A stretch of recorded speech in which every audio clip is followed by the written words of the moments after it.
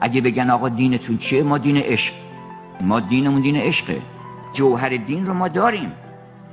اسلام در وجود ما هست، مسیحیت در وجود ما هست، همه کلیات همه ادیان رو در دل ما نوشتن. ما هممون بر مذهب پروردگارمون هستیم. ما بیدین که به دنیا نیومدیم که حالا میخوان بعدن دین بهمون بدن.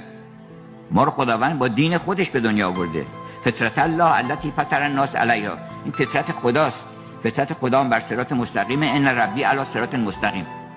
بنابراین ما دینمون رو داریم که باهاش به دنیا اومدیم. دین ما چیه؟ دین عشق.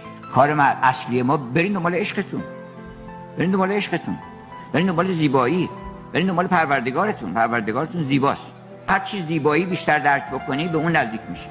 هر چی خوبتر بشی، مهربونتر بشی، خدمتگزارتر بشی، برکات بیشتری از وجودت برسه، باز به اون نزدیکتر میشی.